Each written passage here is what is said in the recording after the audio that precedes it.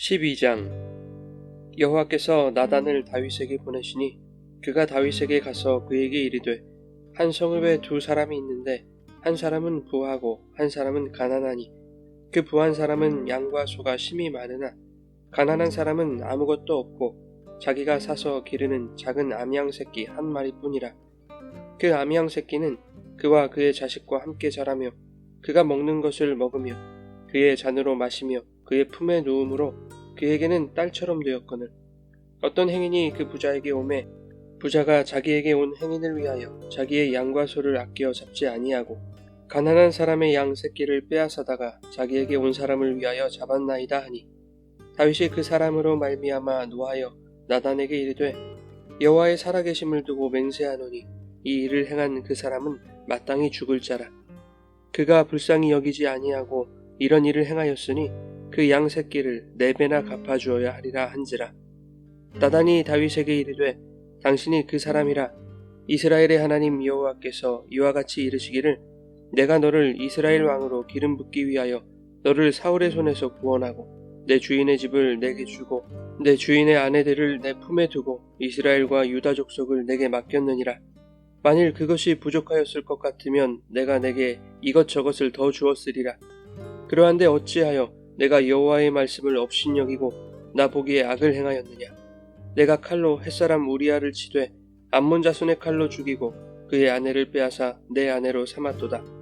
이제 내가 나를 업신여기고 햇사람 우리아의 아내를 빼앗아 내 아내로 삼았은즉 칼이 내 집에서 영원토록 떠나지 아니하리라 하셨고, 여호와께서 또 이와 같이 이르시기를, 보라, 내가 너와 내 집에 재앙을 일으키고 내가 내 눈앞에서 내 아내를 빼앗아 내 이웃들에게 주리니 그 사람들이 내 아내들과 더불어 백주에 동침하리라.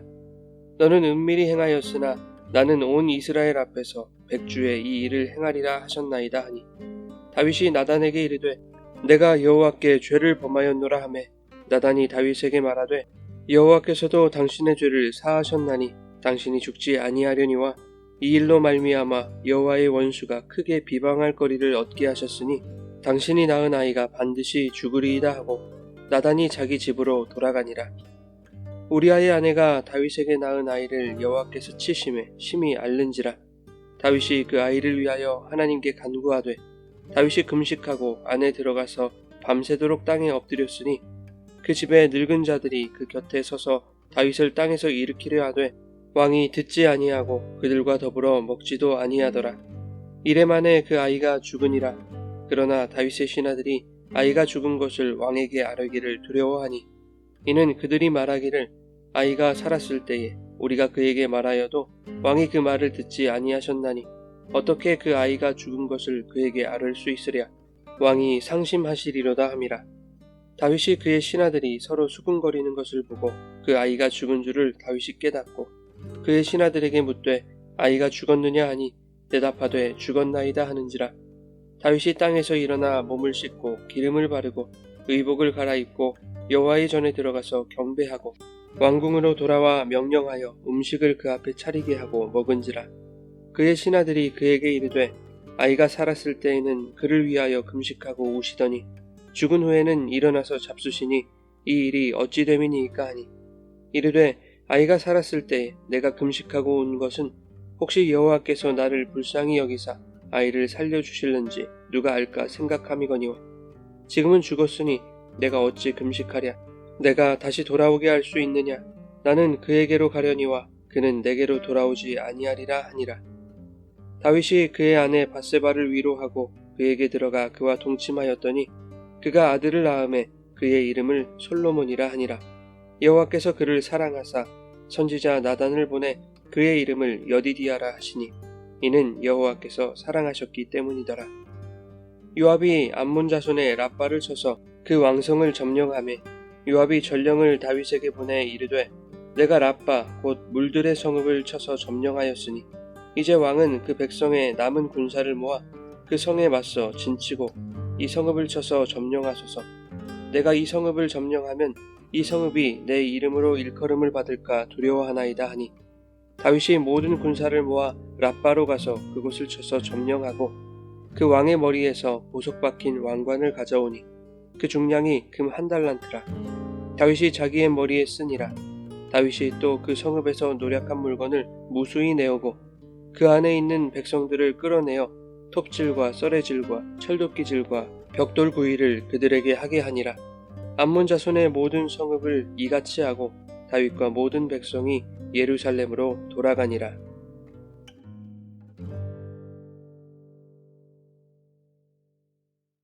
여러분 좋은 아침입니다. 오늘도 말씀의 은혜가 여러분의 삶에 풍성히 임하기를 소망합니다.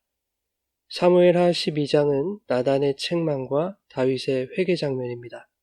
11장에서 다윗은 밧세바를 범하고 그녀의 남편 우리아를 죽음에 이르게 했습니다.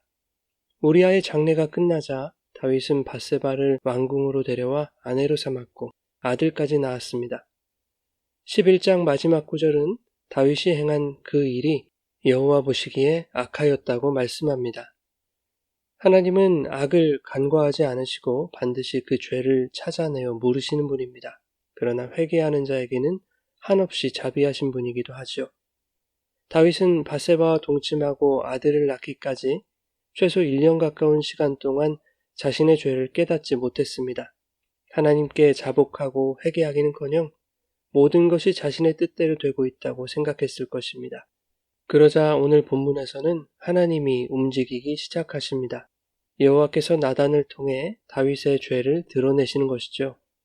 하나님이 다윗의 죄를 드러내시는 이유는 무엇입니까? 하나님이 다윗을 사랑하시기 때문입니다. 단순히 악행에 대하여 징계하시기 위한 것이 아니라 문제를 드러내심으로 다윗으로 하여금 회개하도록 하시려는 것입니다. 나단은 다윗에게 한 가지 비유로 말하기 시작합니다.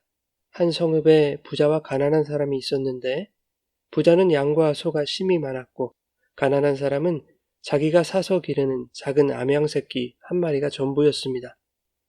어느 날 행인이 부자에게 찾아오자 부자는 자기의 소와 양은 아까웠는지 가난한 자의 암양 새끼 한 마리를 잡아서 손님을 대접했다는 것입니다. 여기서 가난한 자는 다윗의 불의한 힘 앞에 억울하게 죽을 수밖에 없었던 우리아를 말하는 것이고 암양 새끼는 우리아의 아내 밧세바를 의미하는 것이었습니다. 모든 것을 다 가진 다윗이 우리아에게서 밧세바를 빼앗았다는 것을 비유적으로 말한 것이죠. 이 이야기를 들은 다윗은 노하며 이렇게 말합니다. 여호와의 살아계심을 두고 맹세하노니 이 일을 행한 그 사람은 마땅히 죽을 자라. 다윗은 이렇게 말할 자격이 없는 사람입니다. 이 이야기를 들으면서도 양심이 찔렸을 것입니다. 그러나 타인의 죄에 대해서 강하게 분노하고 비난함으로써 마치 자신은 그와 다르다는 것을 표현하고 싶었던 것이겠죠. 도둑이 제 발을 저리는 격인 것입니다. 그러나 결과적으로 그 사람은 마땅히 죽을 자라 이렇게 다윗이 여호와의 사심으로 맹세함으로써 스스로 자신에게 사형을 선고해버린 꼴이 된 것입니다. 이것은 사실 여호와 앞에서 악행을 저지른 다윗에 대하여 하나님이 하시고 싶었던 말씀인 것이죠. 나단은 다윗에게 말합니다. 바로 그 사람이 당신이라. 다윗은 깜짝 놀랐을 것입니다. 자신이 저질렀던 잘못을 아무도 알지 못할 것이라고 생각했지만 나단이 모든 것을 알고 있다는 듯이 비유적으로 다윗의 악행을 꼬집고 있었기 때문입니다. 나단은 이것이 모두 여호와의 말씀이라는 것을 드러내죠. 여호와께서 이와 같이 이르시기를 내가 너를 사울의 손에서 구원하고 그의 집을 내게 주었으며 많은 아내들을 내 품에 두고 이스라엘과 유다 족속을 내게 맡겼거늘 어찌하여 내가 여호와의 말씀을 업신여기고 나보기에 악을 행하였느냐. 그런가 하면 하나님은 다윗의 죄가 무엇인지 구체적으로 말씀하시죠. 내가 칼로 햇사람 우리아를 치되 암몬 자손의 칼로 죽이고 그의 아내를 빼앗아 내 아내로 삼았은즉 칼이 내 집에서 영원토록 떠나지 아니하리라.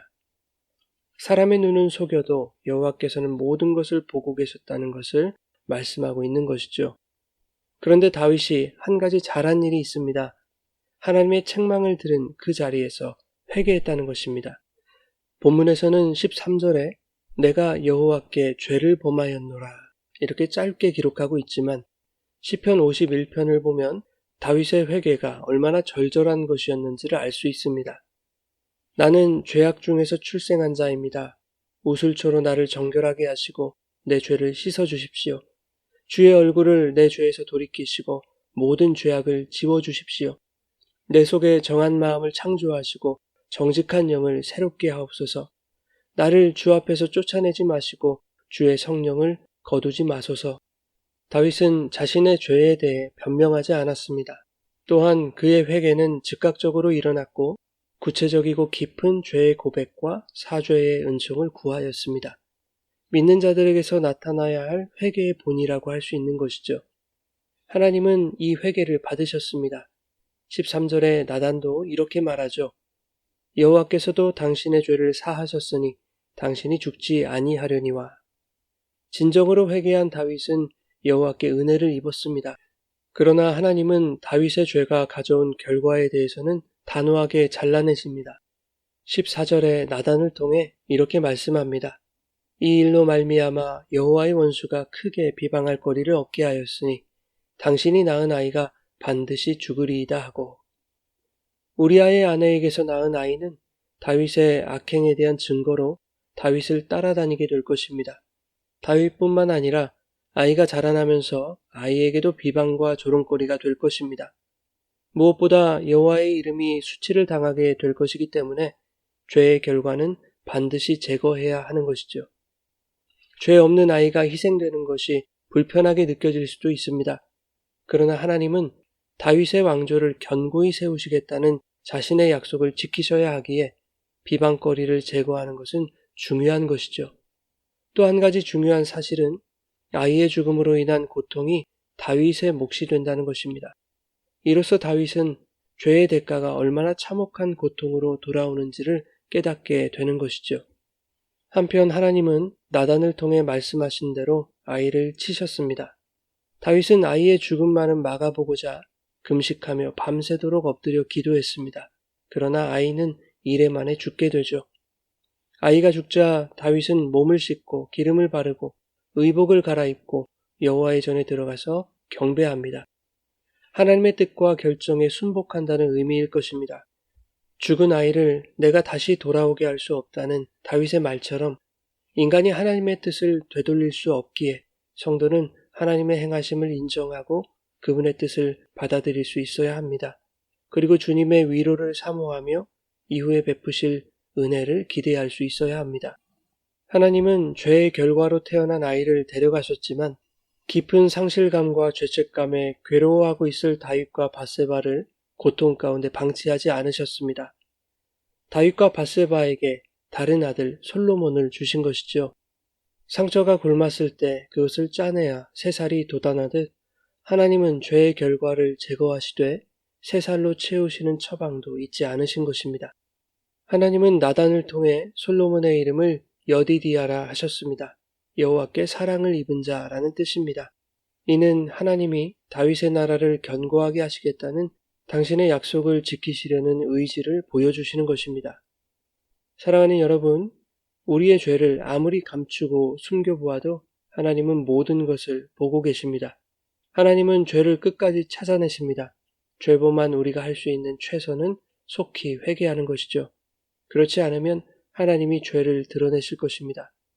설사 회개가 더디어 하나님의 책망이 찾아오더라도 그것은 당신의 자녀들을 회개하게 하여 온전한 교회들로 세우시려는 하나님의 진한 사랑과 배려임을 기억하고 하나님의 책망하시는 은혜 가운데 신속하게 무릎을 꿇어야 할 것입니다. 혹 나의 죄가 가져온 결과물들을 거두어 가시는 고통이 찾아올지라도 하나님의 뜻과 행하심을 인정하고 하나님의 선하심과 의로우심을 경배하며 한없는 위로와 더 큰 은혜로 채우실 것을 확신하는 마음으로 주님의 행하심을 더욱 기대하는 주의 백성들 되시기를 예수님의 이름으로 축원합니다.